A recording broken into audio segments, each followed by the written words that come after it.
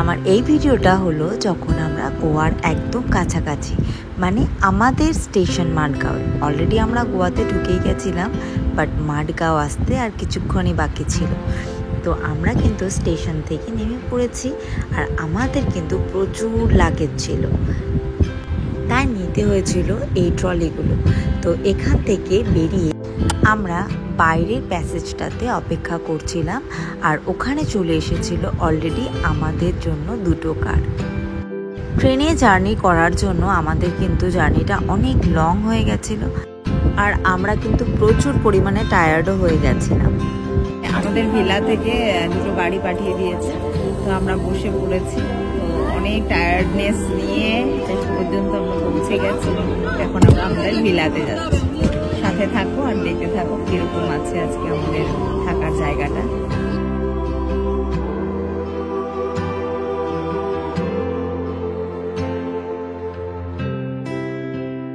Madgaon station থেকে আমরা north গোয়াতে যাব, কারণ ওখানে আমাদের ভিলা ঠিক করা আছে। আর রাস্তাটা কিন্তু বেশ লম্বা, 1 ঘন্টার রাস্তা। ট্রাফিকের জন্য আমাদের প্রায় 2 ঘন্টা লেগে গেছিলো। তো যাই হোক, মনে একটা আনন্দ ছিল যে আমরা গোয়ায় পৌঁছে গেছি, আর আনন্দ করার টাইমও চলে এসেছে। আর দেখতে দেখতে কিন্তু আমরা আমাদের ভিলাতেও পৌঁছে গেছি। দেখতে পাচ্ছ, এই সম্পূর্ণ ভিলাটা কিন্তু আমাদের জন্য বুক করা আছে। আমরা এখানে যে 4-5 দিন থাকবো, তো সেই 4-5 দিন এখানে কিন্তু আমরা থাকবো। এখানে আমাদের কিন্তু কুক একটা থাকবে, যখন যখন আমরা খাবার বানাতে পারবো ওরা বানিয়ে দেবে। আর কিচেন আছে, সব কিছু আমি পুরোটা দেখাচ্ছি তোমাদেরকে। একদম নিজের বাড়ির মতোই ফিলিংস আসছিল, কারণ আমরা ঘরে যেভাবে থাকি সেভাবে এখানে থেকেছিলাম। তো উপরে 3টে করে বেডরুম ছিল, অ্যাটাচ বাথরুম, আর ড্রয়িং রুম ছিল একটা, বেলকনি ছিল প্রত্যেকটা রুমের সাথে। সবগুলো কিন্তু একই প্যাটার্নে, পরিষ্কার পরিচ্ছন্ন। বাথরুমটা বিশেষ করে খুবই পরিষ্কার। এটা ছিল উপরে পুল এরিয়া, এটা আমাদের 2nd ফ্লোরে ছিল। আর এটা হলো আমাদের 1st ফ্লোরে, যেখানে আমরা 3টা রুম 3জন নিয়ে নিয়েছিলাম। আর নিচেও সেম কিন্তু 3টে রুম আছে, আর ওখানে কিন্তু আমরা কেউ থাকিনি। চাইলে কেউ থাকতেও পারতাম, কারণ আমরা ছাড়া এখানে আর কেউ ছিল না। তো এই রুমটা কিন্তু আমি নিয়ে নিয়েছি। আর বাইরে বেলকনিটা অনেকটা বড়, এখানে কিন্তু আমি কাপড় শুকাতে দিই, যেই কাপড় চোপড় ধোয়া হয়, তো ওখানেই আমি শুকাতে দিই। তো যাই হোক, দেখো এখানে সবাই ভিডিও টিডিও করছে, এদিক ওদিক ঘোরাফেরা করছে।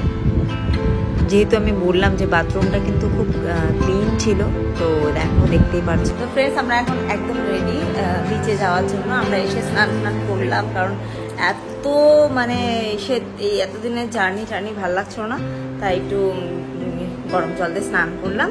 এখন বের হচ্ছে বিচে যাওয়ার জন্য। আর এখানে এসে না একদম এরকম মনে হচ্ছে না, একদম বাড়ির মতো। পুরো বাড়িটাই আমরা নিয়ে নিয়েছি এই 5 দিনের জন্য। তো একদম বাড়ির মতো মাহল। দেখো বাচ্চারা ওখানে খেলা করছে, আর বাচ্চারা নিচে টিভিও দেখছিল। এখানে কিচেনও আছে, সেটা তোমাদেরকে দেখানো হয়নি। আরো কয়েকটা রুম আছে, ওগুলো ফাঁকাই। শুধু পুরো ভিলাটাই আমাদেরকে দেওয়া হয়েছে। যে দেখো, এগুলো কিন্তু ফাঁকা রুম। লাইটগুলো অফ করে দিলাম, ফাঁকা কেউ নেই। এই যে বাচ্চারা এখানে বসেই খেলছিল, টিভি দেখছিল। আর কিচেন কোথায় রে? এখানে আরেকটা রুমও আছে, নিচে কেউ আমরা নেই, তো তাই। আর এই দেখো, এখানে একটা ওপেন কিচেন আছে। আমাদের যেটা লাগবে সেটা করে নেব। কালকে একজন বাবুর্চি রাখা হবে, ও আমাদের খাবারটা সকালে করে দিবে। তো একদম বাড়ির মতোই পরিবেশ। এখন আমরা বিচে যাচ্ছি। দেখি, আজকে আমি বেশি কিছু করিনি, জাস্ট আমি একটা ময়েশ্চারাইজার মেখেছি, একটু আইব্রো পেন্সিল দিয়েছি, একটু কাজল ফেসেসে, আর একটা হালকা লিপস্টিক দিয়েছি, হালকা রেড শেডে। এখন আমরা কিন্তু বেরোবো। এই দেখো বাচ্চারা খেলছে, আর উপরে ওরা এখনো বের হয়নি, বের হবে। তো একদম বাড়ির মতো পরিবেশ, কোনো অসুবিধা হচ্ছে না, ভালোই লাগছে। বসে আছে ন্যান্সি, ও কিন্তু বাংলা বোঝে না, হিন্দি বলতে। क्या हुआ नैन्सी तुम्हारा? की तबीयत खराब लग रही है क्या? क्यों? पता नहीं लगा, जर्नी से हो रहा होगा। टैबलेट लाई हो तुम? किसे? और फीवरेर मतो लगছে।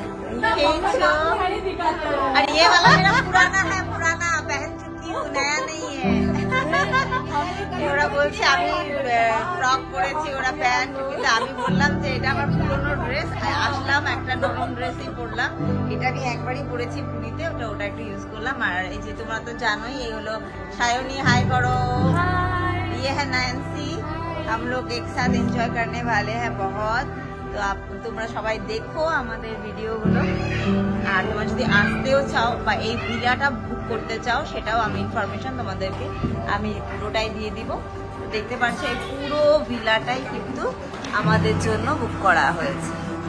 এখান থেকে কিন্তু ওয়াকিং ডিস্টেন্সে আছে বিচটা, বাগা বিচ। তো ওর সামনে কিন্তু দেখতে পাচ্ছ এটা কিন্তু ভীষণ একটা ওয়েল নোন, সবার কাছে ইনস্টা এফবিতে কিন্তু এটার কথা সব সময় বলা হয়। তো এখানের পাশ দিয়ে আমরা বাগা বিচে চলে গেছিলাম।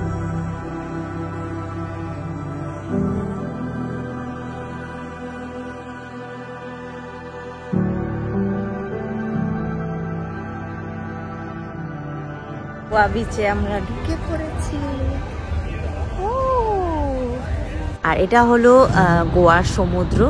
এই সমুদ্র কিন্তু পুরীর সমুদ্র থেকে একদমই আলাদা, যেটা এইখানে দেখলাম যে তখন কিন্তু একদমই কোনো জোরে স্রোত বা ঢেউগুলো যে খুব উঁচু উঁচু তা না, একদম শান্ত আর খুব নিচু ঢেউ ছিল সেদিন।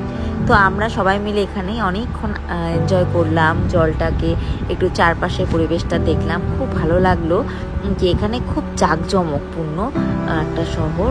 দেখতে পাচ্ছ আমি কিন্তু জলের মধ্যে অনেকক্ষণ ধরেই ঘোরাঘুরি করছিলাম, ভিডিও বানাচ্ছিলাম।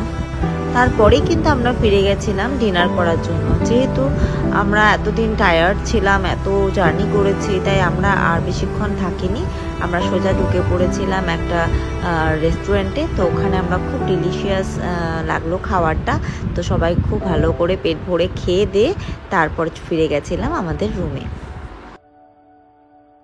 রুমে ফিরে বাচ্চাদেরকে কিন্তু আমরা ঘুম পাড়িয়ে দিয়েছিলাম, কারণ ওরাও ভীষণ টায়ার্ড ছিল। তারপর আমরা সবাই মিলে চলে গেছেন উপরে পুলটা দেখার জন্য।